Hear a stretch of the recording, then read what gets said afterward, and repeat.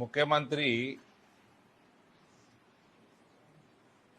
నిజామాబాద్కి పంగనామాలు పెట్టుతుండు.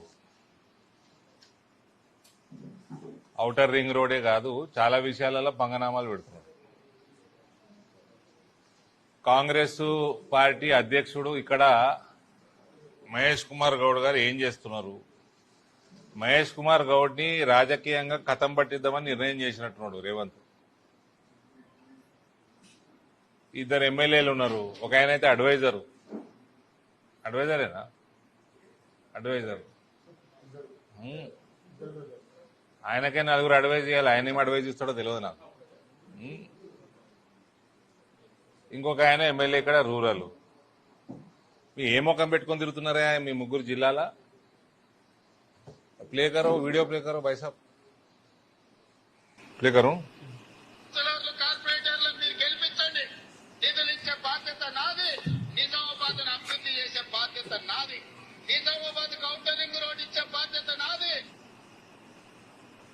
మళ్ళా ప్లే చేస్తా.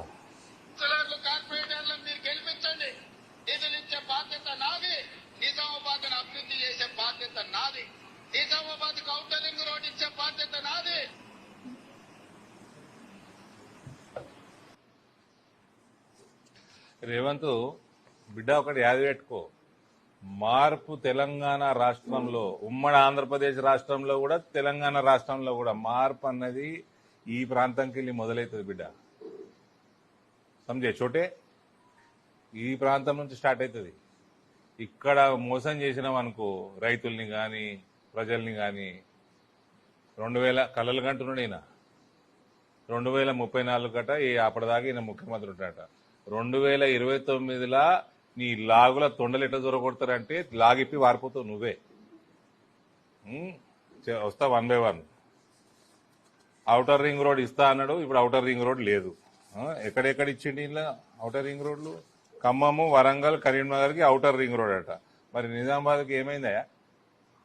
ఇక్కడ ఉన్న వాళ్ళు ముగ్గురు ఏం చేస్తున్నారు? పిసిసి అధ్యక్షుడు, ప్రభుత్వ సలహాదారు భూపతి రెడ్డి గారు, రూరల్ ఎమ్మెల్యే ఏం చేస్తున్నారు?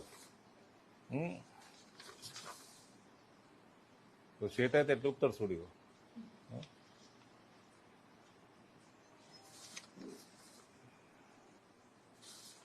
అసలు ఈయనకు స్టేచర్ లేదు, మన లేదు, ముఖ్యమంత్రి స్థాయికి పనికిరాడు.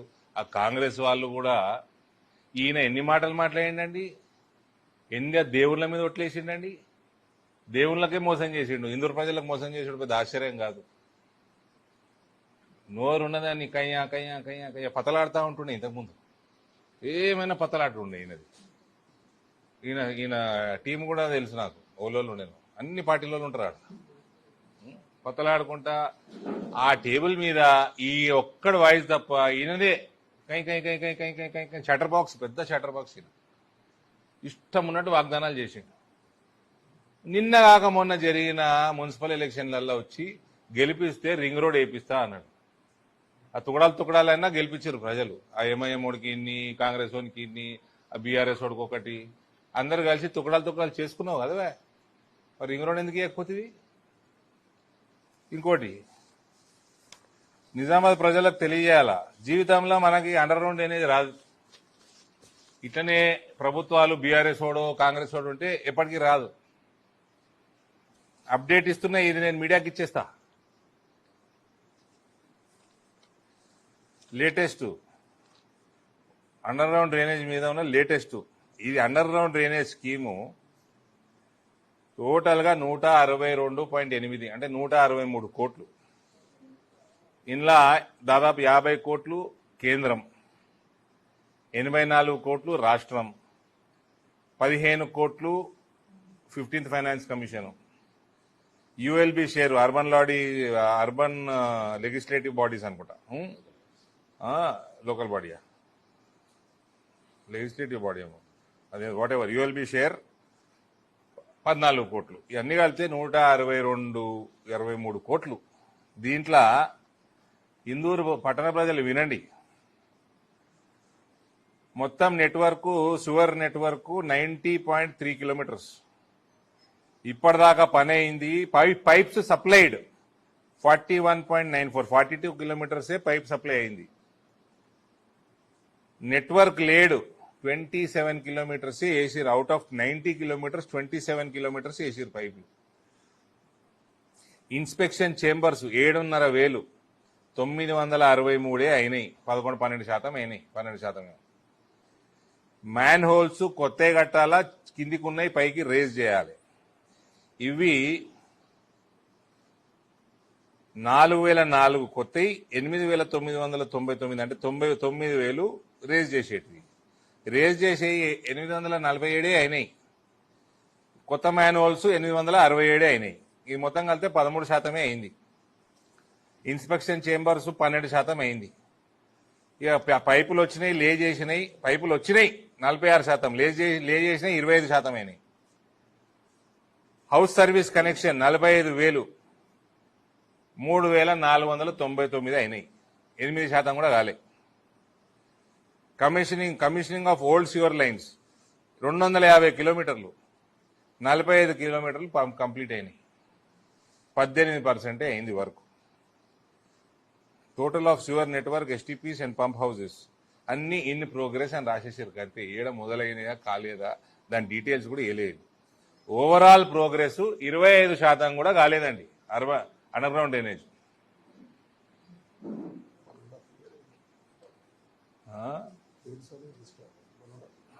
అంటే ఎన్నిసార్లు కలుపుతారు? మరి 6-7 ఏళ్ళు కడతారా?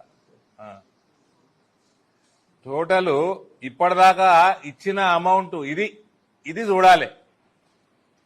ఇచ్చిన అమౌంట్ 10.4 కోట్లు. 162లా 10.4 crores ఇచ్చిరండి ఇప్పటిదాకా. ఇది రేవంత్ కి ఇందూరు మీద ఉన్న చిత్తం. మొన్న వచ్చి పొంకనాలు కొట్టిపోయిండు.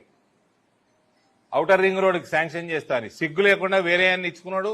2-3 ఇచ్చిండు. అది దాంట్లో పైసలు ఇస్తాడా లేదా, నేను బిచ్చగాడిని అని కూడా తిరుగుతూ ఉంటాడు పొద్దున్నేస్తే. ఈడ 160 కోట్లలో 10 కోట్లు ఖర్చు పెట్టిండు 2 సంవత్సరాలలో. ఇది నిజామాబాద్ ప్రజలు, నేను ఇప్పుడు ఎమ్మెల్యే గారికి చెప్తున్నా, కార్పొరేటర్లు చెప్తున్నా, ఎమ్మెల్యే సాబ్ అపాయింట్మెంట్లో సీఎంకా 100 కార్లు వేసుకొని పొండ్రి అపాయింట్మెంట్. ఓ 10 రోజులలో అపాయింట్మెంట్ ఇస్తాడా? ఇచ్చిండు. లేదా అందరు రోడ్ ఎక్కువ. రూరల్ వాళ్ళు, అర్బన్ వాళ్ళు. ఔటర్ రింగ్ రోడ్ రూరల్ కు ఎక్కువ ఉంటుంది. అంతేనా? ఎవరు డిస్టర్బ్ చేయనీయకు, డోర్ తీయకు. రూరల్ అర్బన్ కలిసి ఇక రోడ్ ఎక్కువ మొదలుపెట్టాడు. ఎమ్మెల్యేలకి సురుకు తలగాలి. ఈడ కాంగ్రెస్ ఎమ్మెల్యేలకి ఈ జిల్లాల అడ్వైజర్ పిసిసి ప్రెసిడెంట్కి ఎక్కువ తలగాలి. ఇటు జీవితంలో ఔటర్ రింగ్ రోడ్డు సరిగా చేయరు, అండర్ గ్రౌండ్ డ్రైనేజ్ కాదు. మళ్ళీ ఈయన పొంకనాలు అదేదో వేటు న్యూసా అందులో పోయి కూర్చున్నాడు. కూర్చుంటే కుర్చెత్తే ఉంటాడు ఈయన. అందులో పోయి మాటలు మాత్రం పొంకనాలు ఏం కొడుతున్నాడు.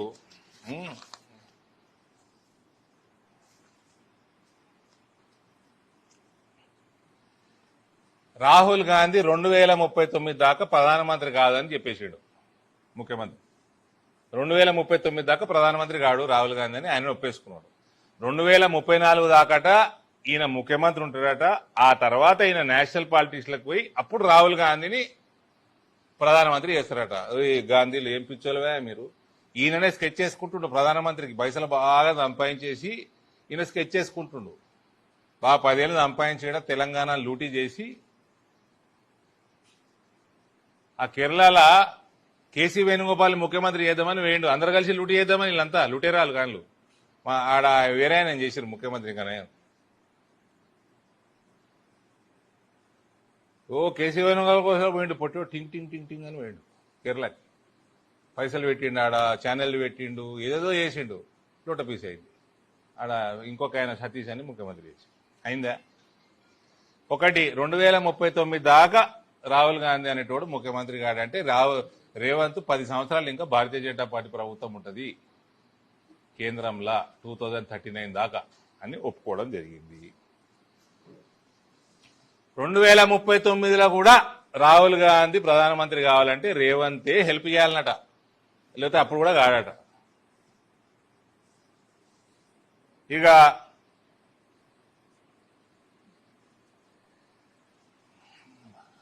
Public opinion, parliament opinion, BJP side వాళ్ళు కూడా అన్నారు, మా అత్యుత్త నాయకులు కూడా అన్నారు, నీకంటే మీ చెల్లె మేలున్నదా, ఆమెను ముందర కూర్చోబెట్టున్నట్టే, రాహుల్ గాంధీ కంటే ప్రియాంక గాంధీ మేలున్నది, ఆమె కూర్చోబెట్టుమని మా నాయకులే అన్నారు. అందరం ఒప్పుకుంటాం దానికి, పబ్లిక్ కూడా అదే. దానికి కాంట్రరీ ఈయనంటే రాహుల్ గాంధీని కూర్చోబెడతాడంటే మస్కా కొట్టుడు తప్ప ఇలా ఏం మీనింగ్ లేదు. ఒకటే రాహుల్ గాంధీ ఇజ్జత్ తీసిండు, 2039 దాకా నువ్వు ప్రధానమంత్రి కావని, ఆ తర్వాత కూడా అప్పుడు కూడా నేను హెల్ప్ చేస్తేనే అవుతావని ప్రియాంక గాంధీకి ఈయన మోసం చేస్తా ఉన్నాడు. పబ్లిక్ ఒపీనియన్ ఆమె దిక్కున్నది, ఈ రకంగా ఉన్నది. ఈయన అన్ని పనికి మాల మాటకారండి. ఈయనను ఎందుకు చేసుకున్నాండి ముఖ్యమంత్రి? కోమటిరెడ్డి వెంకటరెడ్డి గారు ఉంటారండి, ఆయన ఇది జెన్యున్ పర్సన్. పోతే మంచిగా ఉన్నట్టు మనస్ఫూర్తిగా మాట్లాడతాడు, అయ్యేది ఉంటే అవుతుందని చెప్తాడు పని, అయ్యేది లేకుంటే కాదని చెప్తాడు, ఎందుకు కాదో చెప్తాడు, చెప్పిన మాట ఇంప్లిమెంట్ చేస్తాడు. అట్లాంటి నేను ఒక డిగ్నిఫైడ్ జెన్యున్ మనిషినన్నా ముఖ్యమంత్రిని చేసుకునేది ఉండే. వస్తారు, ఇట్లాంటి వాళ్ళు వస్తారు, క్యాంపెయిన్ చేసుకుంటారు, మస్తీ చేసుకుంటారు, ఉప ముఖ్యమంత్రి ఏదో పడేస్తే అయిపోతుండే. ఒక జెన్యున్ లీడర్ని, డిగ్నిఫైడ్, కొంచెం డీసెన్సీ, మాట మీద నిలబడేటోనన్నా ముఖ్యమంత్రి చేసుకునేది ఉండే. 2029 కాంగ్రెస్ల చరిత్రలో ఎన్నడూ లేనంత అధ్వానంగా ఓడిపోతుంది ఇక్కడ తెలంగాణలో. 1985 చాలా అధ్వానంగా ఓడిపోయారు, 1994 ఇంకా అధ్వానంగా ఓడిపోయారు. 2028-29 రేవంత్ నాయకత్వంలో కాంగ్రెస్ పార్టీ చాలా అధ్వానంగా ఓడిపోతుంది. కానీ మన మోడీ గారు ఒకటి మెరిసే జుడిజావని, మరి ఏమన్నా ఉందో నాకైతే తెలియదు. చాలా చిన్న కార్యకర్తని బీజేపీలో, ఏమన్నా లింక్ ఉందేమో మరి నాకైతే తెలియదు. అట్లాంటిది ఏమైనా ఉందా? సువేందు అధికారి,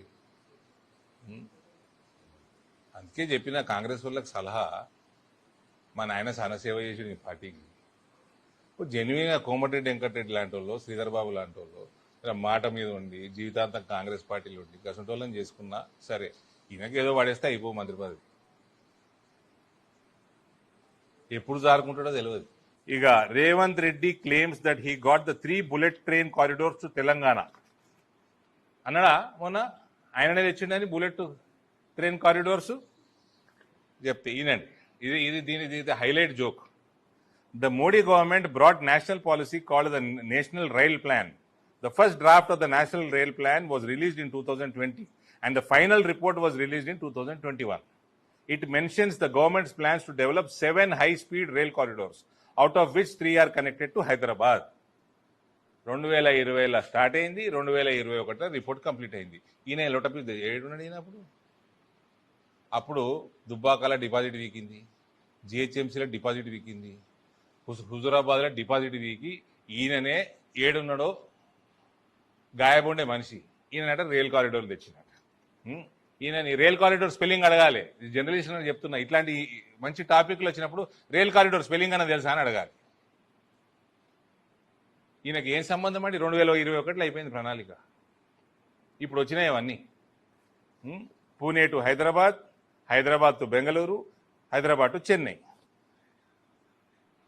ఇంకోటి రేవంత్ దీంట్లో అంట్లా చదువు సంధ్య ఉంటుంది, రీసెర్చ్ ఉంటుంది, అది తమరికి ఎక్కదు. అది మూసి ప్రక్షాళన చేస్తా, మరి కారిడోర్ చేస్తాను, అంత రీహాబ్ అందరికీ ప్లాన్ చేసి నువ్వు కూలగొట్టుడు ఉన్నది కానీ ఒకటి కట్టింది లేదు. ఏడికి షిఫ్ట్ చేస్తావు కూలగొట్టిన ఇల్లు అన్ని ఉట్టి మాటలు, 4 రూపాయలు వేసుకపోవడు. ఇది the criteria for high speed rail corridors are as for, ఇవి అన్ని రీసెర్చ్లు ఉంటాయి.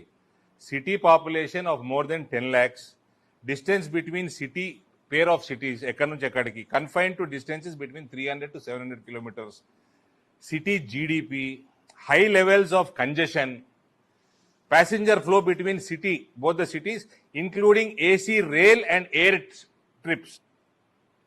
ట్రైన్లలో తిరిగేటోళ్ళు ఏసీ కోచ్లలో ఎంత తిరుగుతున్నారు, ఫ్లైట్లలో ఎంత తిరుగుతున్నారు, ట్రాఫిక్ మూవ్మెంట్, దాని మీద రీసెర్చ్ ఉంటుంది. Corridors having AC passengers more than 50% identified.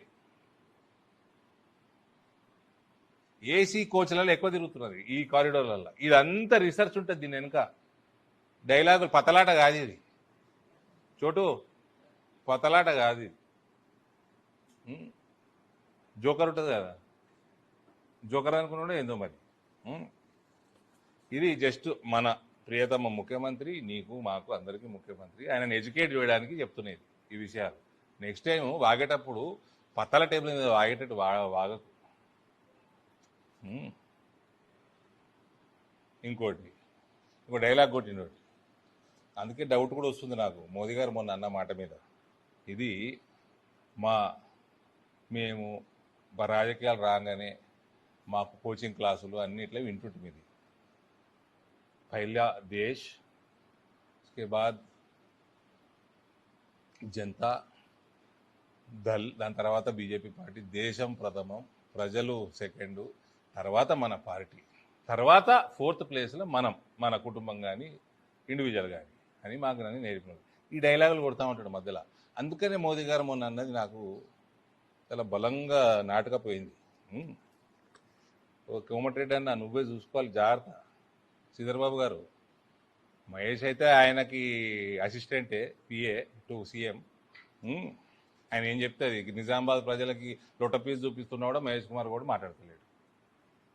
అంటే కూర్చోమంటే కూర్చున్నాడు, లేవమంటే లేచేటోని పీసీసీ ప్రెసిడెంట్ చేస్తే ఆ రాహుల్ గాంధీకి అక్కలు ఉండాలి.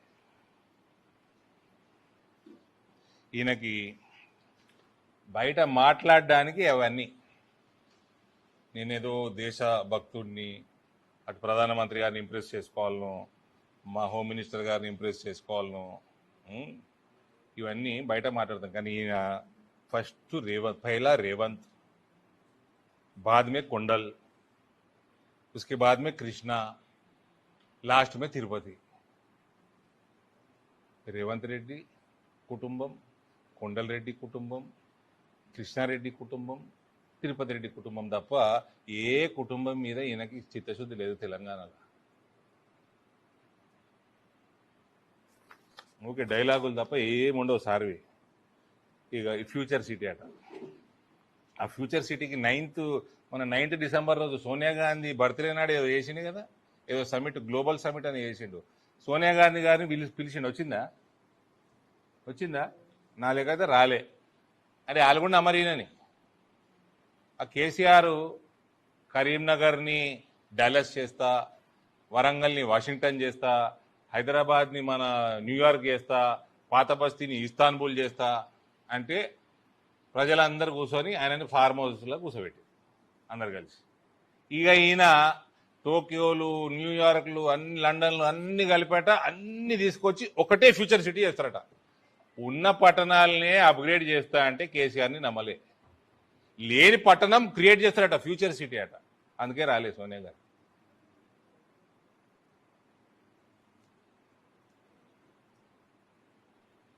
ఫ్యూచర్ సిటీ మీద ఈయన చేసిన రీసెర్చ్ ఏంది?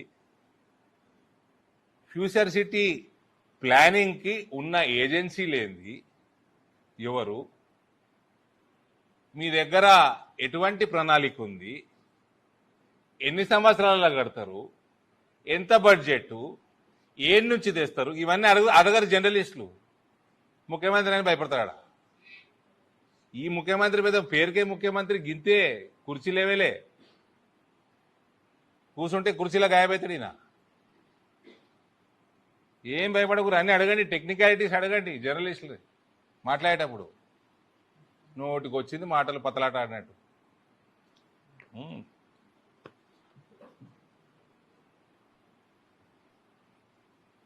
ఈ మన ఇందూరు పట్టణానికి వస్తే మాత్రం మహేష్ కుమార్ గౌడ్ రాజకీయ జీవితాన్ని క్లోజ్ చేసేటట్టున్నాడు. సుదర్శన్ రెడ్డిది ఎట్లా అయిపోయి దగ్గర పడ్డది. భూపతి రెడ్డి గారు అవుట్. మొత్తం పగబట్టిండు నిజామాబాద్ జిల్లాని. ఇక్కడ ఎమ్మెల్యేలు, జిల్లాలో ఉన్న ఎమ్మెల్యేలు, పీసీసీ ప్రెసిడెంట్, ఇక్కడ నిజామాబాద్ అర్బన్ రూరల్ టీమ్స్ కలిసి వాళ్ళ నిద్ర పోనీయొద్దు. ఇయ్యాలటి వరకు పసుపు బోర్డు చైర్మన్ గారు ఉన్నారు.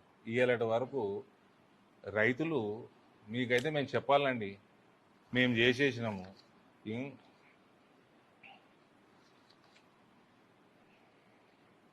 రేట్లు పెరిగేటట్టు మార్కెట్స్ లింక్ చేసినాము. ఎక్స్పోర్ట్స్ పెంచినాము, కిసాన్ రైలు పెట్టినాము ఎక్కడెక్కడ అవసరమో, లాజిస్టిక్స్లో బాగా వర్క్ చేసుకున్నాము.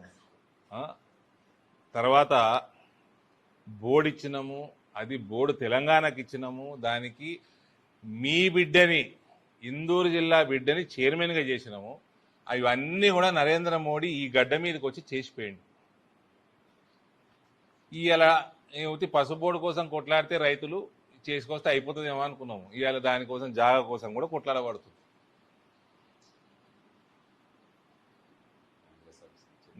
నేను చెప్తున్నా పసుపు రైతులందరికీ, అంతా మీరు ఖుషి కాకండి. ఈ రేట్లు మీరు గతంలో కూడా చూసిన వాళ్ళే. మీరు 90లలో ఎప్పుడో ఉండే కదన్నా, ఎట్లా పడిపోయినాయి. మీకు కేంద్ర ప్రభుత్వం ఒక మంచి ప్లాట్ఫామ్ తయారు చేసింది, బోర్డు ఇచ్చింది, చైర్మన్ మీయోడిని ఇచ్చింది, ఈ మీ గడ్డ మీద ఇచ్చింది. దీన్ని సద్వినియోగం రాష్ట్ర ప్రభుత్వాలు ఎక్కువ చేసుకోగలుగుతాయి. నయా పైసా చిత్తశుద్ధి లేదు, దాని మీద ఇంట్రెస్ట్ లేదు, కనీసం జాగా కూడా ఇస్తలేరు. మొన్న పల్లెరంగారెడ్డి గారు ఉద్యమాన్ని దిగుతామంటే టక్కని ఫోన్ చేసిండు మహేష్ కుమార్ గౌడ్. ఫోన్ చేసి 10 రోజులు అవుతుంది అన్న మా జిల్లా పరిషత్ ల్యాండ్ ఇచ్చేస్తున్నాము, కలెక్టర్ గారికి చెప్పేసినాము, కలెక్టర్ గారు లైన్లకు తీసుకున్నారు, ఫోన్లో కలెక్టర్ గారు ఒప్పేసుకున్నారు. దాని తర్వాత ఆ ఫోన్ పెట్టేసినాక కలెక్టర్ గారు ఫోన్ ఎత్తలేదు. ఇంకో 10 రోజులు ఆగుతాం, ఇంకా 15 రోజులు ఆగుతాం. దాని తర్వాత ఆయన కూడా నేషనల్ టర్మరిక్ బోర్డు చైర్మన్ కూడా రోడ్ ఎక్కాల్సిన అవసరం ఉంటే రోడ్ ఎక్కాల్సి వస్తుంది రైతుల కోసం. ఆయన పసుపు రైతు ఫస్ట్, తర్వాత చైర్మన్, బోర్డు చైర్మన్. ఇంత లోపల పనికిమాల కాంగ్రెస్ పార్టీ ఉంటుందో పిక్తుందో. మీ మీ మీ ముఖ్యమంత్రి తెలుగుదేశం పోడు, మీకు ఎందుకే జాగా? టర్మరిక్ బోర్డు కంటే పెద్దదానే మీది పాలతు పార్టీ. ఇయ్యలటి వరకు ఏం చేసిర్రు రైతుల కోసం, ఈ ప్రాంత రైతుల కోసం ప్రత్యేకంగా చెప్పాలి. ఇది ఇందూరు ప్రజలు గమనించి, ఇందూరులో మీ ఆశీర్వాదం మాకు ఎప్పుడు ఉంటుంది, మేము ఎప్పుడు కొట్లాడుతూనే ఉంటాము. మా కొట్లాట ఏం కొత్త కాదు, ఇంకా కొట్లాడాలన్నా కొట్లాడతాం, మంచి బాధాతో కొట్లాడతాం. దయచేసి మీ అందరూ కూడా గమనించాలి. ఇందూరు పట్టణం వాళ్ళు, ఇందూరు జిల్లా వాళ్ళు, పసుపు రైతులు. ఇక ఆయన రేవంత్ చేసిన వాగ్దానాలు అయితే అన్నీ నువ్వుకే మేము యాడ్ చేయాల్సిన అవసరం లేదు. కాంగ్రెస్ వాళ్ళని తిరుగునిచ్చుడు బంద్ చేయండి జర దయచేసి.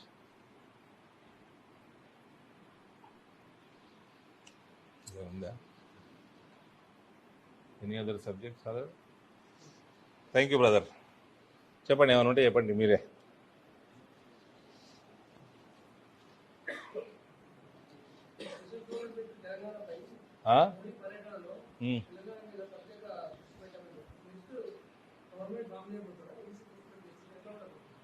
ఇక్కడ భారతీయ జనతా పార్టీ ప్రభుత్వము 2029లో బ్రహ్మాండమైన మెజారిటీతో ఉంటుంది.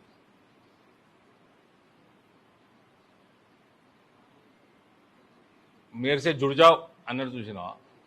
దాని సంగతి నాకు తెలియదు, వాళ్ళిద్దరి మధ్యలో సంభాషణ ఉంటాయి. కానీ 100% బీజేపీ గౌరవంతో ఉంటుంది.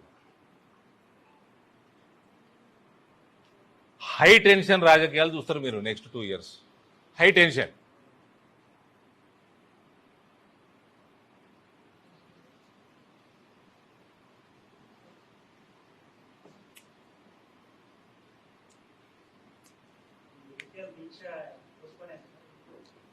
పర్మిషన్ ఇక్కడ నుంచి జగిత్యాల పోతున్నా, అక్కడ ముచ్చట ఆడ మాట్లాడతాం. 4 గంటలకు ప్రెస్ మీట్ ఉంది ఆడ ఎస్పీ గారు కొంచెం కాంగ్రెస్ కార్యకర్త తయారయ్యిండు. సరే ఆయన సంగతి కూడా చూద్దాం, కానీ పర్మిషన్లు ఇస్తలేడు, కాంగ్రెస్ రంగులు పూసుకుంటున్నట్టు. ఐపీఎస్ ఆఫీసర్ ప్రత్యేకంగా ఆయన జర యంగ్స్టర్ ఏమో జర జాగ్రత్తగా ఉండాలా. పెద్ద కెరియర్ ఉంది మీకు ముందు ముందు. అందరికీ సమానంగా న్యూట్రల్గా వ్యవహారం చేయాలి.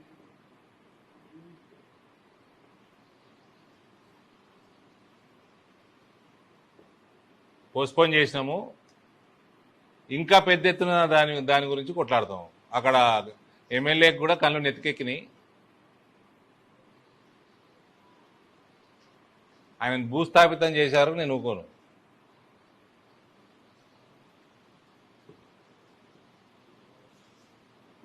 మళ్ళీ కూడా వాళ్ళ చెల్లెలకి ఆయన కొత్త పార్టీ పెట్టుకోవాలి.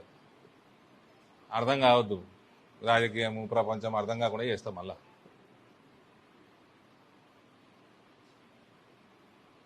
ఇప్పుడు ఇందూరు ప్రజలకు ఎట్లయితే మనం 2-3 విషయాలు మాట్లాడినామో, జగిత్యాల ప్రజలకు కూడా కొన్ని అవేర్నెస్ తీసుకొచ్చే పని మీద పోతున్నా నేను. ఓకే,